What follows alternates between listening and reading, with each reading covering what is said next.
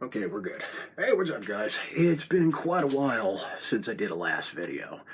I don't know what's been going on. Well, I can tell you what's been going on. My son's first birthday was finally celebrated. That was last week, or the week before, I should say. Not this past weekend. So I was busy with setting up the yard for that.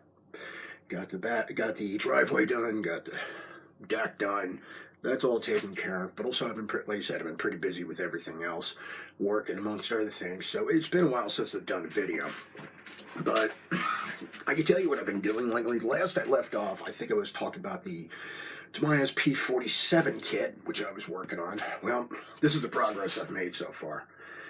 I was gonna try to give you an update, try to give you a workbench journal on what I'm working on the P47.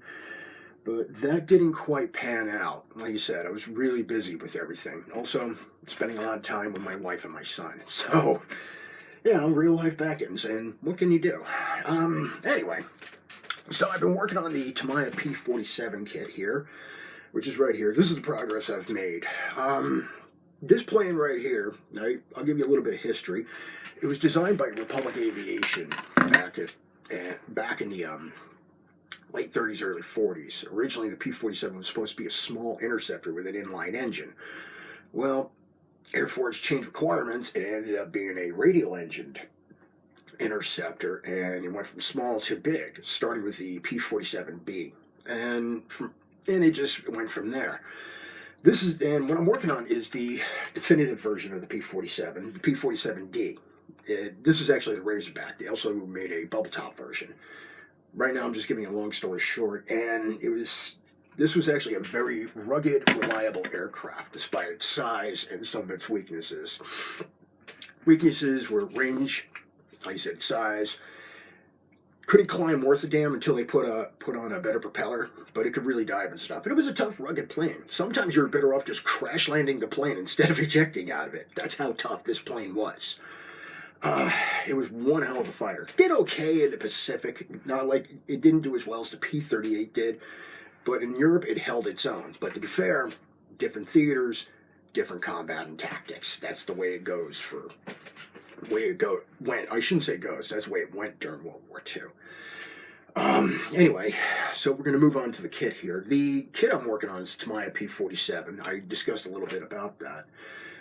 It is a wonderful kit. It is just a great, great kit. Would I say it's the be-all, end-all of P-47 kits? Actually, yes, I would. Until somebody else comes along with a better P-47 kit, which I seriously doubt that's going to happen for a while, the Tamiya kit's the way to go. And the good part about this kit is it doesn't require much updating, doesn't require much backdating, especially if you're doing a Razorback version. Matter of fact, if you're doing any backdating, all you have to do is omit certain parts like the wing racks and the scoops. And if you really have to, if you're doing like the initial production, you may have to do some modifications here, like the keel, like sand it down, basically remove the keel. But most of the P-47s were retrofitted with a keel in the field. The reason for the keel, plumbing for the fuel tank, because the range sucked.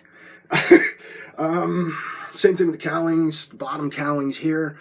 You can always cut those out, put in different scratch builds and flaps. Doesn't require much. Otherwise, the P-47 really didn't change much. Most of its life.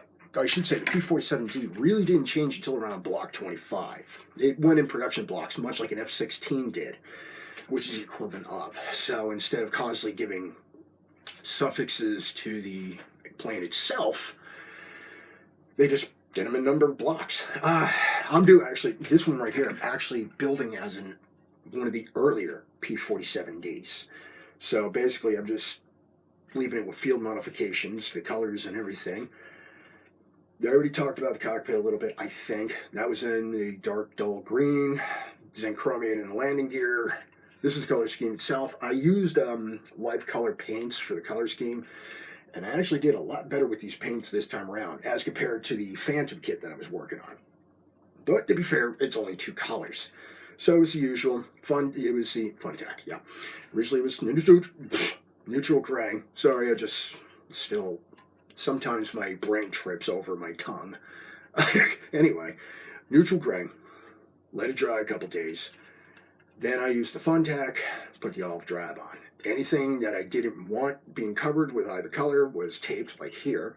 I had to re-spray this because I got a little ham-handed with the cleanup of excess paint. So once these were fully dried, masked this area, resprayed again. I used Tamiya acrylic for this. Now the life color paints I use for these, they're an interesting paint. They're good, but they're real tricky to use. For starters, do not use rubbing alcohol or any alcohol-based thinners whatsoever for the colors at all, because it will cause it to coagulate in the color cup, and that requires more cleaning than usual. So you can either use their brand thinner, which is right here, or you can use distilled water. Although I've had some success using the Testors thinner, because that's more water-based, much like the life color, so, which actually doesn't work too bad. Tamiya, you can get away with rubbing alcohol. Take your time when you're spraying them. I use them through a double action. I'm still getting the hang of them through the double action, so it's real tricky to use. But your best bet when you use them through an airbrush, spray in multiple thin coats. If you can spray free-handed patterns with them, tell me how you did it, because I'm still having trouble with that. Like I said, I still haven't found the sweet spot on the life color. It's not like the Vallejo, it's not like the Testors. But I will be explaining more on the life color life color paints in the future. So we'll be talking about that in future videos, along with Vallejo, as a matter of fact, which I actually have a couple sets. I can't wait to try this. I got a couple of Japanese World War II Army aircraft that I will be using this on. Yeah, I'm looking forward to that, because I also have the World War II Japanese aircraft paint set from Vallejo. Well, and I actually compared these to AK Interactive, which I'll probably also talk about in future videos.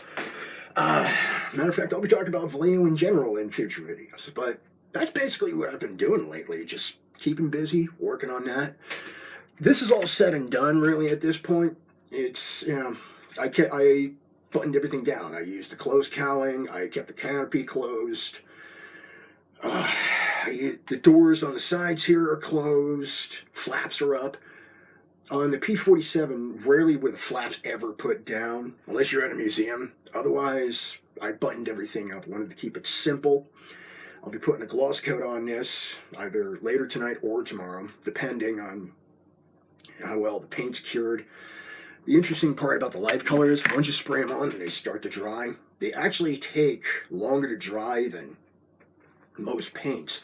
You'll see it dry, like dry to the touch, but then it'll start drying again. You'll see it, like, it looks dark, and then once it starts drying, you can see, like, the actual colors start to lighten up as it dries. It's really weird but interesting paint. They're great for hand brushing, though. I really do recommend them. So, this is it. This is all I got for the moment. Future videos, we'll probably discuss more. I'll probably just give more blather, but just want to let you know that I'm alive and well. Another thing, I got a friend that we're worried about. We don't know what's going on. Matter of fact, I got this kit from him in a trade. He was looking for a Phantom. I was looking for a Thunderbolt, and we both had it happen at the same time. I'm not going to get into too much detail about it, but I'm worried about him, and that's the extent of it. I'll probably discuss a little bit more, maybe. I'm going to respect his privacy. So, take it easy, guys. Happy modeling, and I will talk to you again soon. Take care.